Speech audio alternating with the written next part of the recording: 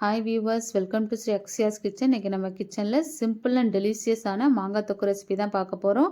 வாங்க வீடியோக்குள்ளே போகலாம். 4 டேபிள் ஸ்பூன் நல்லெண்ணெய் சேர்த்துக்கலாம்.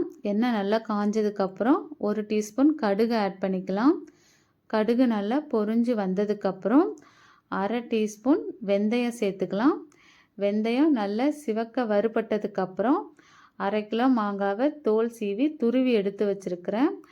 அதையும் இதில் சேர்த்துக்கலாம். மாங்காவை இந்த எண்ணெயிலேயே நல்லா வதக்கி எடுத்துக்கலாம். ஓரளவு மாங்காய் நல்லா வதங்கினதுக்கப்புறம் ஒரு மூடி போட்டு 2 நிமிஷத்துக்கு வேக வச்சு எடுத்துக்கலாம். நம்ம துருவி சேர்த்துருக்கிறதுனால மாங்காய் சீக்கிரமே வெந்துடும். ஸோ ஒரு தடவை நல்லா கிளறினதுக்கப்புறம் இதுக்கு தேவையான மசாலா பொருட்களை சேர்த்துக்கலாம். நான் இதுக்கு 3 டேபிள் ஸ்பூன் மிளகாய்த்தூள் சேர்த்துக்கிறேன். உங்களோட காரத்துக்கு ஏற்ற மாதிரி நீங்கள் கூட்டியோ குறைச்சோ சேர்த்துக்கலாம். 1 டீஸ்பூன் மஞ்சள் தூள், 1 டீஸ்பூன் பெருங்காயத்தூள் சேர்த்து இந்த மசாலா எல்லாமே மாங்காயில் நல்லா கோட் ஆகிற அளவுக்கு நல்லா வதக்கி எடுத்துக்கலாம். இந்த மசாலாவோட பச்சை வாசனைலாம் போனதுக்கப்புறம் தேவையான அளவு உப்பு சேர்த்துக்கலாம். உப்பு சேர்த்து ஒரு தடவை நல்லா கிளறி எடுத்துக்கலாம்.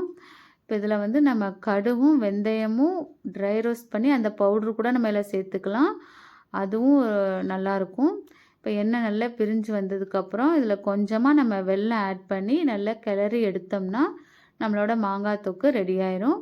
ரொம்ப சிம்பிளான ரெசிபி தான். நீங்களும் இதேமாரி உங்கள் வீட்டில் ட்ரை பண்ணி பாருங்கள். மறக்காமல் ஃபீட்பேக்காக கமெண்ட் பண்ணுங்கள். நம்மளுடைய சேனலை சப்ஸ்கிரைப் பண்ணுங்கள். தேங்க்ஸ் ஃபார் வாட்சிங்.